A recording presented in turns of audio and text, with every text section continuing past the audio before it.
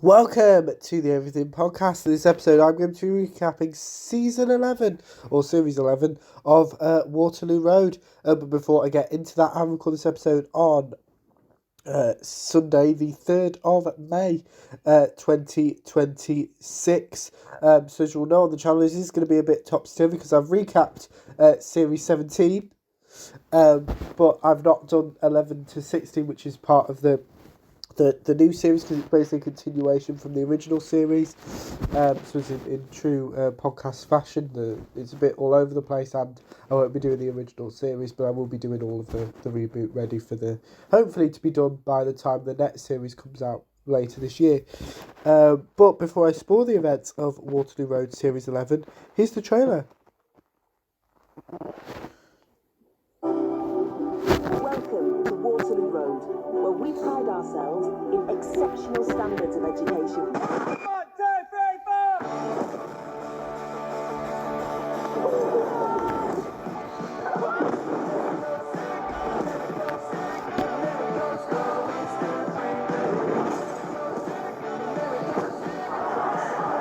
Call the police.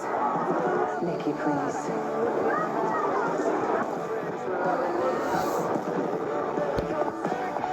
Introducing Waterloo Road!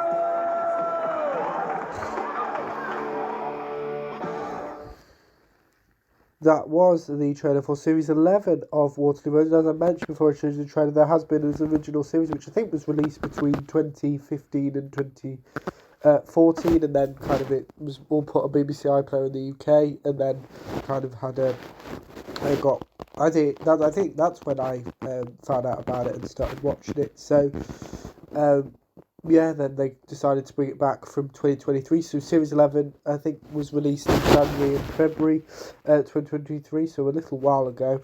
And consists of 7-hour-long episodes, whereas the original series, it would be 10, 20, 30 episodes, whereas shorter seasons this time to really focus on particular issues rather than kind of doing everything. So so we start off with episode 1, where we're reunited and caught up with what Kim, played by Angela Griffin, Dante, played by Adam Thomas, as well as Chloe, played by Katie Griffiths, have been up to, because they're the returning cast from the original series. And then we meet all the new teachers and students and see what they're up to.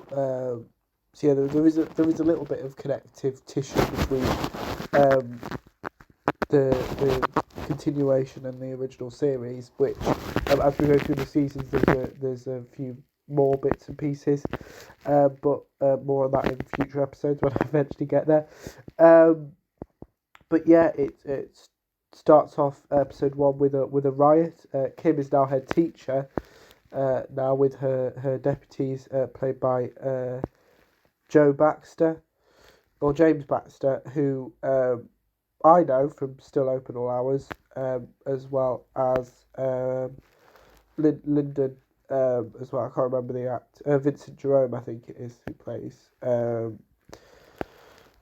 Lyndon, and then we have all the other teachers as well. And yeah, this episode is a very interesting way to kind of essentially reboot Waterloo Road, because through the riot, like paintballs are thrown, which ends up on Coral's windscreen, so she can't see, and she accidentally knocks into Chloe, who has ended up on the floor and hit.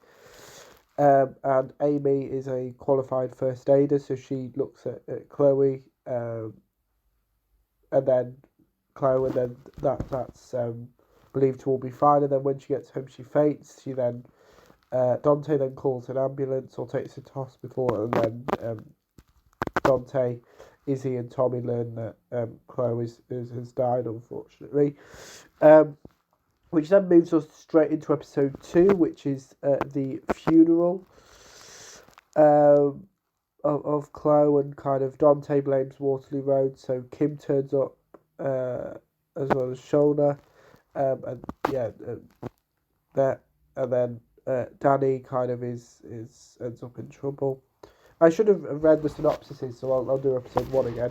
When students riot, Kim Campbell is forced into drastic action, and the synopsis for episode 2. Waterloo Road is rocked by shocking news, that being about Chloe's death and the funeral, while Danny lands himself in trouble. As you mentioned, and the reason the riot is because of the name of the school, and it's got racist connotations, so that's why in episode 1 there isn't a Waterloo Road title sequence, because at that time, episode 1, the school isn't Waterloo Road. From episode 2 it is, we have the iconic theme tune and title sequence, and yeah, kind of it's one of those. And then we move on to episode 3 with the synopsis. Preston struggles with his secret as the Walters family face an unexpected crisis. So the Walters, so that's Nikki played by Kim Marsh, as well as Preston played by Noah Valentine, and Tonya played by Summer Bird, are kicked out of their house, and they've got, because they haven't been affording Nikki hasn't been able to pay rents, and they're kicked out, and they end up having to live with Nikki's sister Debbie, who has a daughter, Kelly Jo, who's also at Waterloo Road, and that causes friction. Yeah, and then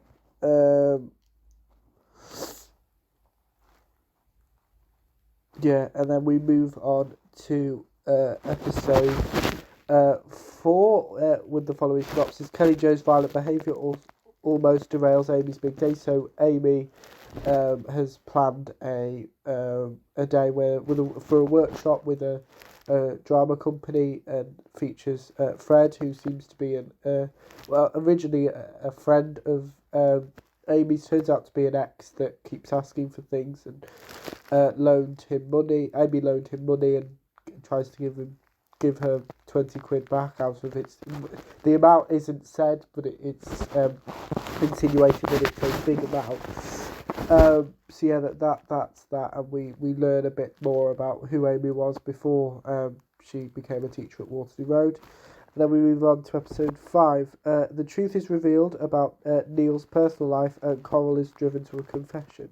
So because obviously a big theme in this season is about Dante losing Chloe and grief and all of that stuff, is that Neil has said that his wife died too, and it turns out that that's not the case. She just had an affair and left him, and he felt that, so I think he said that one person assumed that she died and he didn't correct them, and that obviously causes issues for Dante, because he obviously doesn't have a wife anymore, and yeah. And Coral confesses to hitting Chloe, and the inquiry comes up basically that no one can be blamed really, because it's lots of things happen with the riot and the car and a couple of things, and then we move on to episode 6, the penultimate episode of the season. A list ranking female students threatens to ruin relationships and even careers. So I'm going to go a bit all over the place, but in episode 1 we learned that Preston, played by Noah Valentine, and Samia, can't remember the actress that plays her, but they're a couple. We see that straight away. They're kind of deemed as Waterloo Road's golden couple, basically. And this list exists, and Samia asks Preston about it, and he kind of goes, no, it wasn't me, and then it turns out that it was, with some help from Noel. So yeah, there's that, and kind of Preston's on the basketball team, and there's a scout there, and all of that stuff, and then the cheerleaders choose to take a stand on this, and because Samia tried to talk to Lindsay about it a couple of times and brushed it off. Samia wanted to see Kim, but she wasn't available, so she takes matters into her own hands with this. And we'll also have Erica in this episode, who is kind of Kim's boss, the local education authority person or representative. So yeah, and then we finish off with episode 7 with the synopsis. The past catches up with Danny at the end of term show. So throughout this season, especially in episode 6, we see, or was it in this episode? I can't remember. But Danny gets a visit by his mum. We know that his relationship with his mum is basically non-existent, because he has his mum's new boyfriend. He borrowed money from him, and now he wants it back, and he's to put it nicely, not a nice person at all. He's been targeted a couple of times throughout episodes 6 as well, and then it turns out with Vinny turning up at Waterloo Road as well, and then he Danny tries to escape. Danny has a knife which Kai found out about and took it off him, and Kai tells Danny where he put the knife, and kind of this ends up with Danny being arrested because obviously he's in possession of a weapon, but the weapon can't be found because Val takes it, which is basically how the end of episode 7 is. There's a silent protest, and where they learn that Danny's been like that, and they kind of, Kim has to remind the pupils of Waterloo Road that yes, it's right to have a voice, but as soon as it turns into violence, then that's something completely different. So it's one of those. But let me know how this season ends, with Kim actually considering quitting a job, and suggest Joe as her next replacement because Lyndon kind of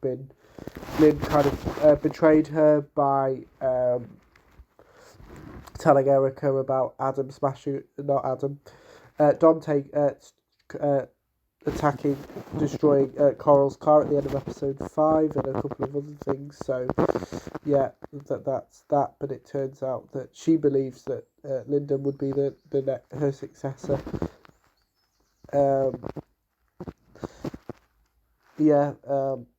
Which is how the season ends, and brings us right back into where season 12 starts, but more on that in the future episodes. So let me know what you thought of Waterloo Road Series 11 if you watched it, my recap if you didn't, and without further ado, I will see you in a future episode of the podcast. See you then, goodbye.